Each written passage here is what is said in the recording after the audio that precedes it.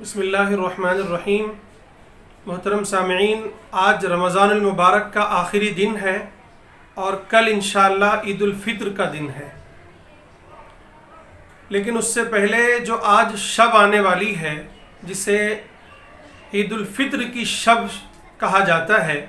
चांद रात कहा जाता है, ये रात, ये शब बड़ी फजीलतों वाली शब है।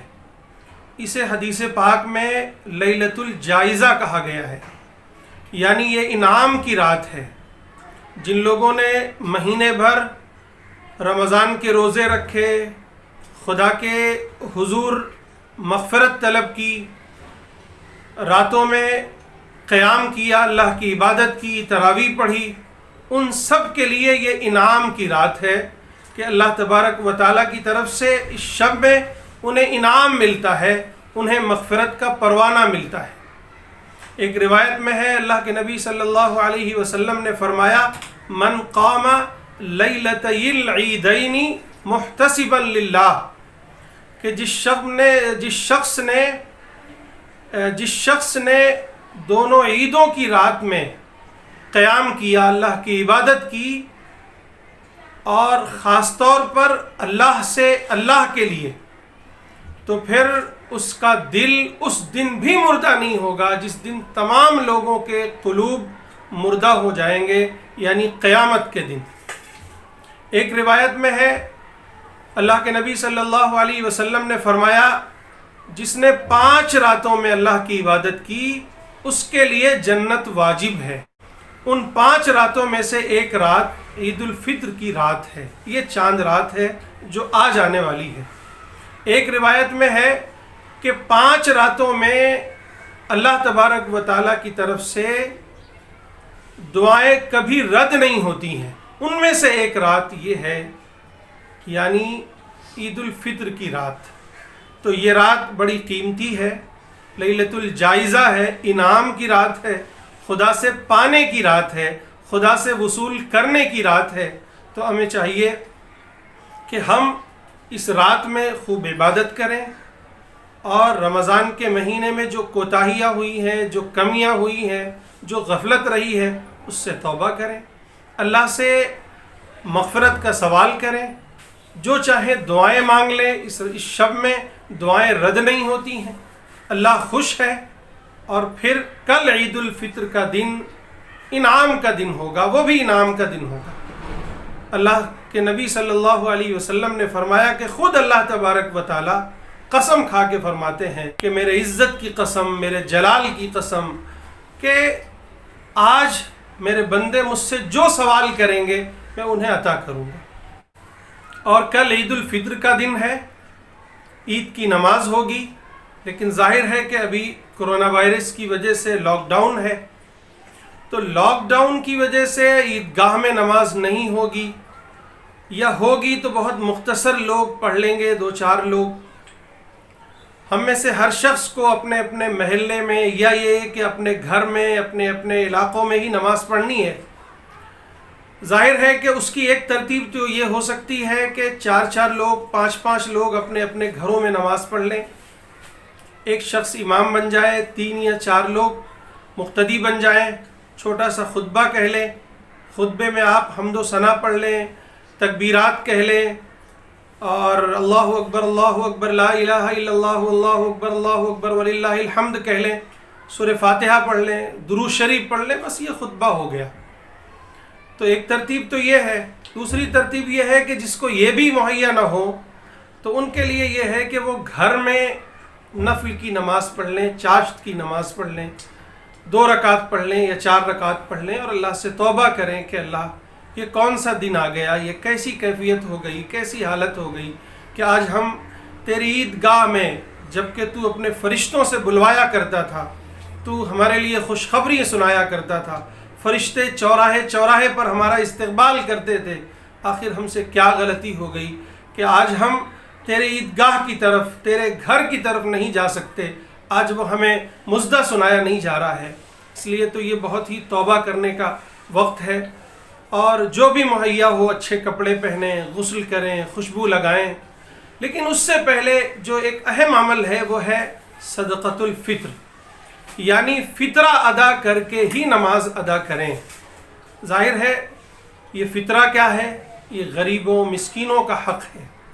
اللہ تبارک و تعالیٰ نے یہ اس لیے مشروع قرار دیا ہے تاکہ جس طرح ہم عید کی خوشیاں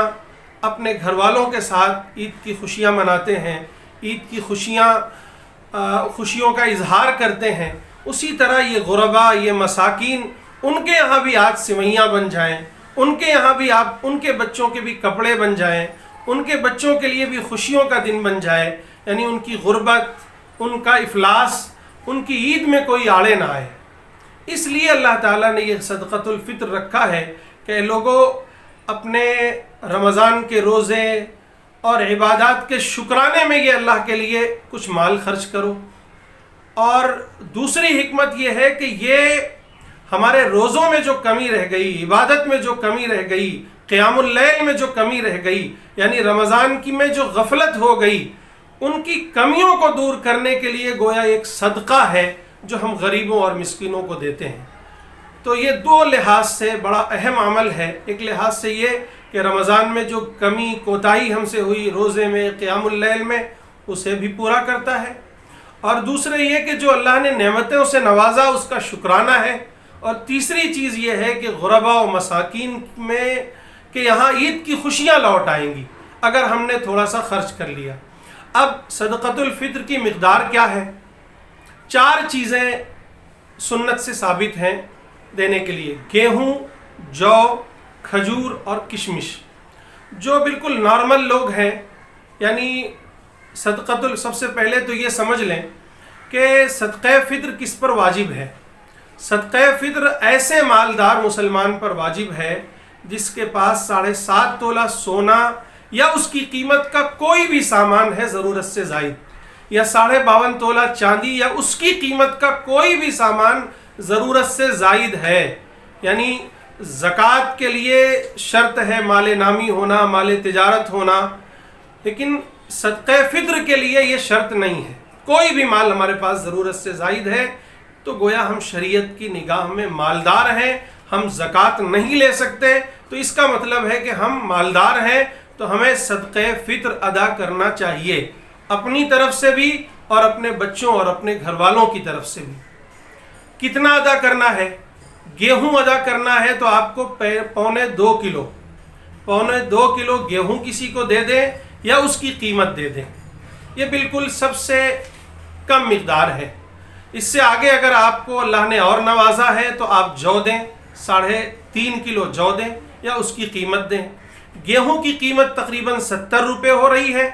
اور جو کی بھی قیمت تقریباً 70 یا 80 روپے ہو رہی ہے 3.5 کلو، یا یہ کہ آپ کے علاقے میں جو قیمت ہو آپ معلوم کر کے اس کی قیمت ادا کر دیں۔ اسی طرح 2 چیزیں اور ہیں، کھجور اور کشمش، جنہیں اللہ نے زیادہ مالدار بنایا ہے، ان کے پاس اللہ نے وسعت دی ہے، تو انہیں چاہیے کہ وہ گیہوں اور جو پر اکتفا نہ کریں بلکہ انہیں آگے بڑھ کر کھجور دینا چاہیے، اور کھجور 3.5 کلو دینا ہے۔ 3.5 کلو کھجور اگر آپ نارمل کھجور لیں 200 روپے میں تو 700 روپے بنتا ہے۔ اسی طرح نارمل کشمش لینی ہے تو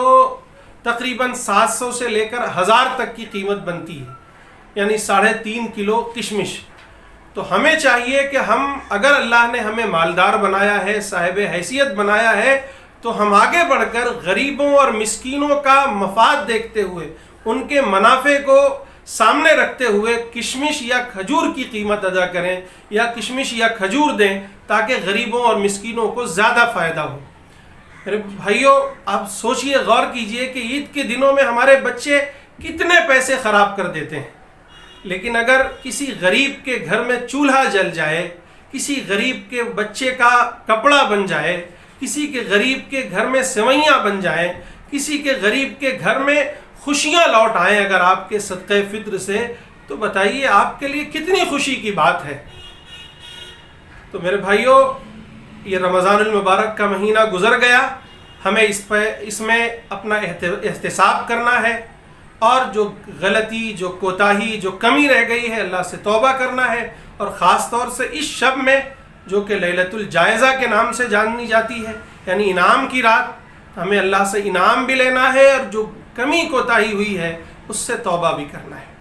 اور جو کچھ اللہ نے توفیق دی اس پر اللہ کا شکر بھی ادا کرنا ہے، شکرانے کی بھی نماز پڑھنی ہے انشاءاللہ۔ اور پھر جب صبح ہو یا اس سے پہلے ہی ابھی سے ہی ہم صدقہ فطر ادا کر دیں، غریبوں مسکینوں کو ڈھونڈ کر ان کے پاس صدقہ فطر پہنچا دیں، ادا کر دیں اپنی طرف سے بھی اور اپنے گھر والوں کی طرف سے بھی۔ اور پھر کل عید کی نماز کے لیے ہم اپنی اپنی سہولیت کے لحاظ سے اپنے محلوں میں، اپنے گھروں میں، اپنی گلیوں میں پڑھ لیں، یا مساجد میں انتظام ہو سکے تو وہاں پڑھ لیں، جو بھی انتظام ہو پڑھ لیں، اور اس استحضار کے ساتھ خدا کے حضور حاضر ہوں کہ مولا تو نے رمضان المبارک کی اتنی مبارک گھڑیاں ہمیں نوازی، ہم سے اس کا حق ادا نہ ہو سکا، لیکن جو بھی ہوا ہم تیرے بندے ہیں، تیرے سامنے حاضر ہیں۔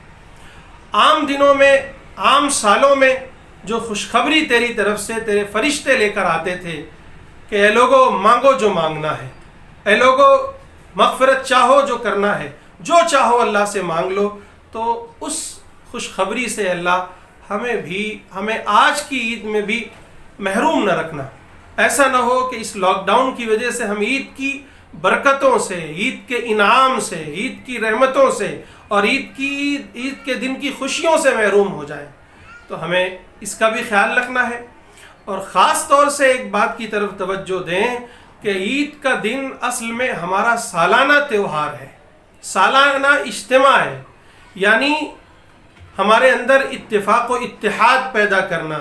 وحدت پیدا کرنا اور اجتماعیت پیدا کرنا بھی عید الفطر کا ایک خاص مقصد ہے۔ تو ہم یہ نہ بھولیں کہ یہ عید الفطر ہمیں یہ پیغام دے کر جا رہا ہے کہ اے مسلمانوں، تم سب آپس میں بھائی بھائی ہو، ساری انسانیت کے لیے خیر خواہ بن کر اٹھو، یہ تم ایک جسم کی مانند ہو، تمہاری حیثیت ایک جسم کی سی ہے، تمہارا اتفاق و اتحاد، تمہاری وحدت کبھی پارا پارا نہ ہو، بلکہ تمہارا اتفاق و اتحاد مضبوط ہو۔ یہ عید کا پیغام ہے میرے بھائیوں۔ تو اللہ تعالیٰ مجھے بھی اور آپ سب کو بھی عمل کی توفیق نصیب